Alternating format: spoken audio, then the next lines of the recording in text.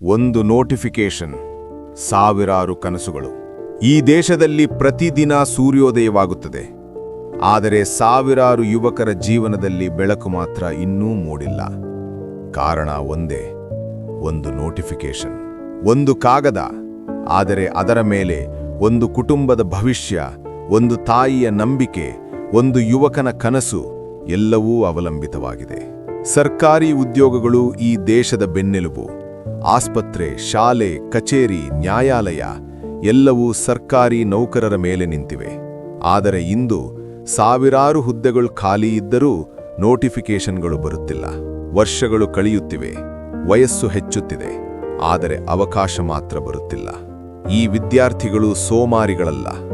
ಇವರು ದಿನಕ್ಕೆ 12 ಗಂಟೆ 14 ಗಂಟೆ ಓದುತ್ತಾರೆ. ಬೆಳಿಗ್ಗೆ ಪುಸ್ತಕ, ರಾತ್ರಿ ಕನಸು, ಮಧ್ಯದಲ್ಲಿ ಒಂದೇ ಪ್ರಶ್ನೆ, ನೋಟಿಫಿಕೇಶನ್ ಯಾವಾಗ? ಸ್ನೇಹಿತನ ಮದುವೆಗೆ ಹೋಗಲು ಸಾಧ್ಯವಿಲ್ಲ, ಮನೆಯವರ ಮುಂದೆ ಇನ್ನೂ ಕೆಲಸ ಸಿಕ್ಕಿಲ್ಲ ಎಂದು ಹೇಳಲು ನೋವು. ನಿರುದ್ಯೋಗ ಕೇವಲ ಹಣದ ಸಮಸ್ಯೆಯಲ್ಲ, ಅದು ಆತ್ಮಗೌರವದ ಸಮಸ್ಯೆ. ಸಮಾಜ ಪ್ರಶ್ನೆ ಕೇಳುತ್ತದೆ, ಓದಿ ಏನು ಮಾಡ್ತಾ ಇದ್ದೀಯಾ? ಆದರೆ ಯಾರೂ ಕೇಳುವುದಿಲ್ಲ, ನೋಟಿಫಿಕೇಶನ್ ಯಾಕೆ ಬಂದಿಲ್ಲ? ಅದಕ್ಕಾಗಿ ವಿದ್ಯಾರ್ಥಿಗಳು ಬೀದಿಗೆ ಬಂದಿದ್ದಾರೆ. ಘೋಷಣೆ ಕೂಗಲಲ್ಲ, ಬದುಕು ಕೇಳಲು. ಉದ್ಯೋಗ ಕೇಳುವುದು ಅಪರಾಧವಲ್ಲ, ಪ್ರಶ್ನೆ ಕೇಳುವುದು ದೇಶದ್ರೋಹವಲ್ಲ. ಆದರೆ ಪ್ರಶ್ನೆಗೆ ಮೌನವೇ ಉತ್ತರವಾದರೆ ಅದು ಪ್ರಜಾಪ್ರಭುತ್ವಕ್ಕೆ ದೊಡ್ಡ ಪ್ರಶ್ನೆ. ಸರ್ಕಾರ ಬದಲಾಗುತ್ತದೆ, ಭಾಷಣಗಳು ಬದಲಾಗುತ್ತವೆ, ಭರವಸೆಗಳೂ ಬದಲಾಗುತ್ತವೆ. ಆದರೆ ವಿದ್ಯಾರ್ಥಿಗಳ ಪ್ರಶ್ನೆ ವರ್ಷಗಳಿಂದ ಅದೇ, ನೋಟಿಫಿಕೇಶನ್ ಯಾವಾಗ?